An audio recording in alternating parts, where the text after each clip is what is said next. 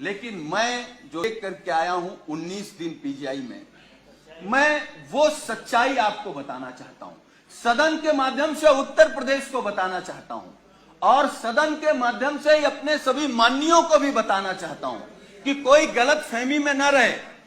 हम तो ये कहेंगे, भगवान से प्रार्थना करेंगे कि किसी को कोरोना ना हो।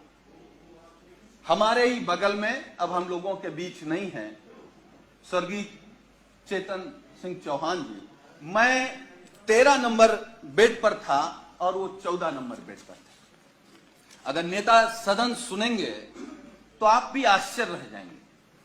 मैं 11 जुलाई को दोपहर में एडमिट हुआ और माननीय मंत्री जी 11 जुलाई की शाम को 5 बजे एडमिट हुए। और अब मैं जो कहने जा रहा हूं वो दुर्भाग्य है हमारा भी, माननीयों का भी, और जो लोग अस्पताल में भर्ती हो रहे हैं उनका भी। 8 लोगों का वार्ड, माननीय जी, 8 लोगों का वार्ड, जहां 8 कोरोना संक्रमित लोग होते हैं, डॉक्टरों की, नर्सों की और वहां की टीम आती है तो गेट से ही पूछते हैं कि चेतन कौन है। तो माननीय मंत्री जी क्योंकि बहुत सरल थे, उन्होंने हाथ खड़ा किया, टीम आती है, उन्होंने कहा चेतन आपको कब हुआ कोरोना? तो उन्होंने अपनी बात बताई।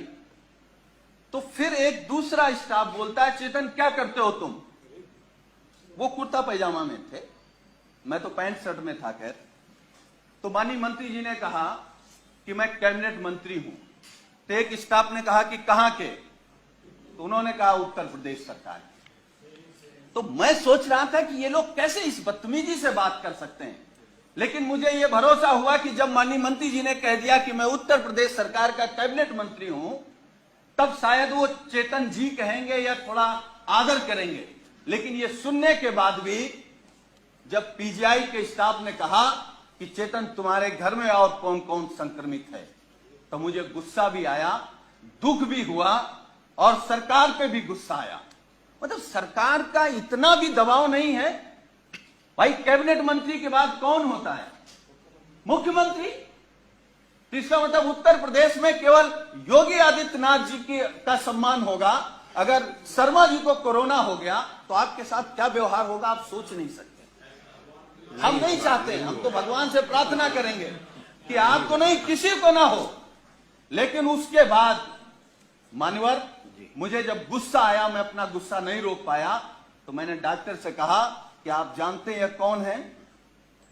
चलिए आप नहीं प्रभाव में आ रहे हैं कि ये योगी सरकार के कैबिनेट मंत्री हैं, ये वो हैं जो देश के लिए क्रिकेट खेलते थे। तो उस डॉक्टर ने कहा अच्छा ये वो चेतन है, और ये कहते हुए डॉक्टर और स्टाफ पूरा चला गया। वो 2 दिन तक हमारे बगल में रहे। मतलब वो, मैं ये कह सकता हूं कि जिस घुटन में थे वो माननीय शर्मा जी नहीं महसूस कर सकते। और मुझे जो शब्द नहीं कहना चाहिए, वो कोरोना से हमको आपको छोड़ के नहीं गए, सरकार की अव्यवस्था से हमको आपको छोड़ करके गए। मतलब इतना गंभीर मामला। और मानवर, मैं दूसरी बात बता रहा हूं, मैं 19 नहीं, मैं समाप्त कर दूंगा। अब हमारा केवल दर्द सुन लीजिए। मैं 19 दिन तक एडमिट था। 11वें दिन हमारी फिर टेस्ट हुआ, मैं फिर पॉजिटिव आ गया। फिर 4 दिन बाद टेस्ट हुआ, फिर पॉजिटिव आ गया।